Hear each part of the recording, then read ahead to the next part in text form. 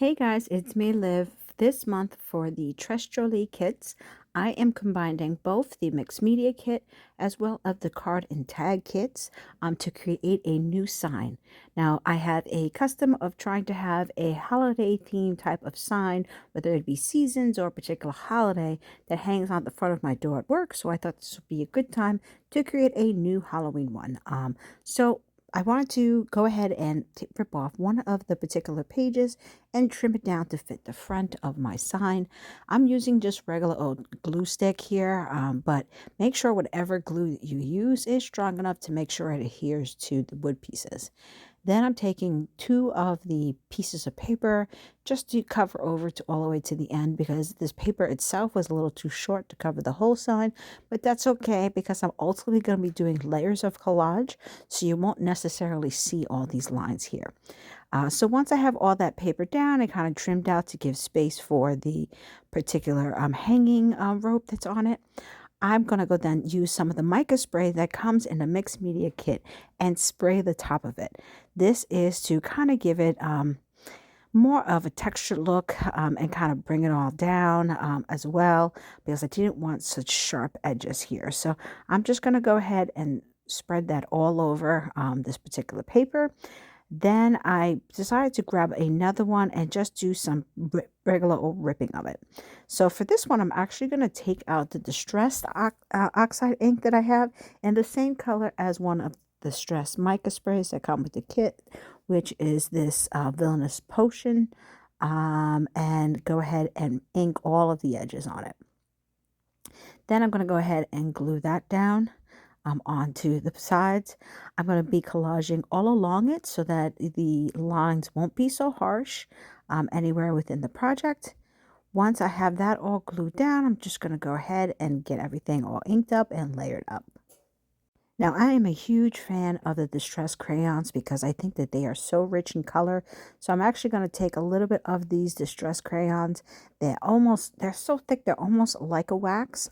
So I really like that effect about them. I'm also going to be taking the ink pad as well, and some more of the distress oxide ink that I have here, and kind of go all over those edges and kind of get all these different colors blended here.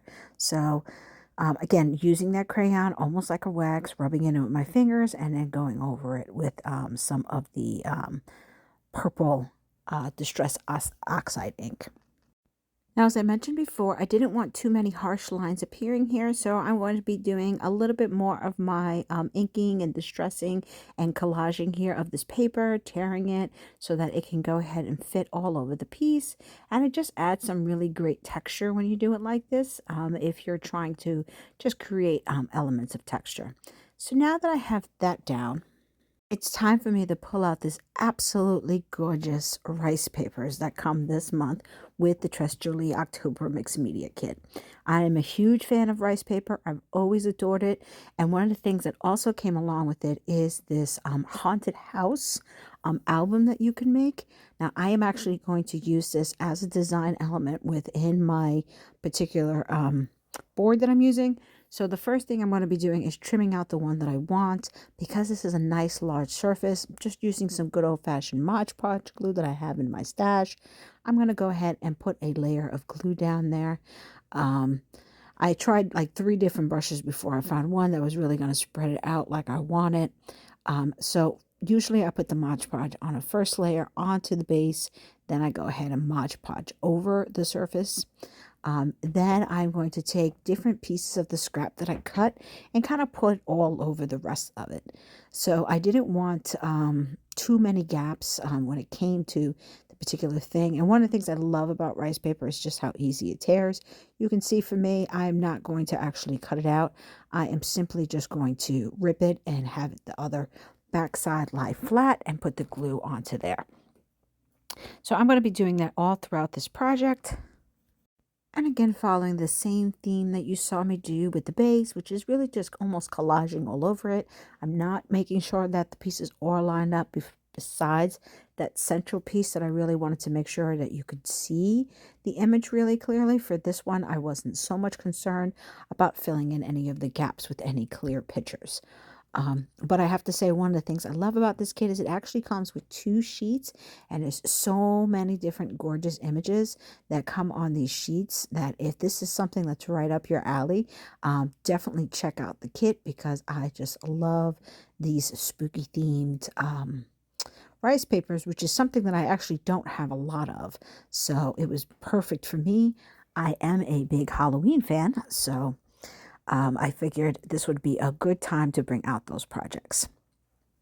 So now that I have everything all glued down, I'm actually going to take my the ink that came in here, the mica sprays. I'm again using that same purple color here, and this is called Ominous Twilight. And I am going to spray it all over the edges just to kind of bring a cohesive look to this, as well as what I have in regards to the base that it's going to go on. So if you've ever watched me before, you know I'm a pretty messy crafter, so I do not mind getting all this ink, though I have to admit it stayed on my hands about 2 days. So if that's a problem with you, you may want to consider using gloves, because the mica stains do stick for you for a while. But it was one of the reasons why I didn't really bother to do my nails, because I knew this was going to be a messy project and it was just going to make a mess of it anyway. So using my art glitter glue, pushing it down, I kind of hold it there for, I'd say, about 30 seconds. And then I'm also taking out these scrolls. Now, if you've ever gone to the Tress Jolie's site, you'll see that she also makes a lot of her own chipboard. These are some of the scrolls that you can get from there. And what I've done is simply, without any base, gone ahead and sprayed both of these scrolls with the 2 different colors from the mica sprays that come. Now, I use Phantom Mist, as well as, again, that Ominous Twilight, and look how beautiful it is.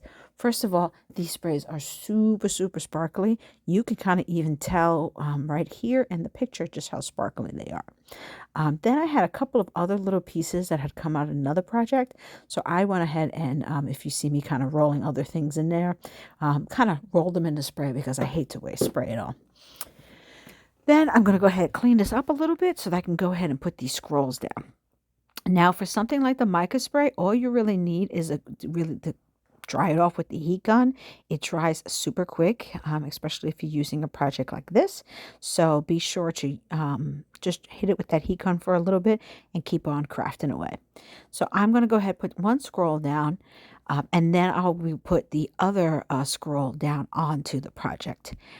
When I finish putting down all of the different scroll pieces, I'm actually going to have them layer on top of each other, just as a whole nother layer of dimension here that I really like. And once I've done that, then I'm going to take those other little pieces that I had that kind of look like triangles and moons, kind of put them all over the project, and I think it just adds, lots of different little elements to it when I'm working with it. So no rhyme or reason, just kind of putting them all down, and putting swirls where I think it fills in any particular gaps that we have. Art glitter glue works really well for this. If that's something that you have on your hand, I tend to use liquid glue that dries clear. So any liquid glue that you have that does that is perfect for this project. One of the things I will tell you is all of the chipboards, especially the ones like these, do have some pretty thin pieces. So just be mindful of that when you're working with them, that there are some thin pieces there.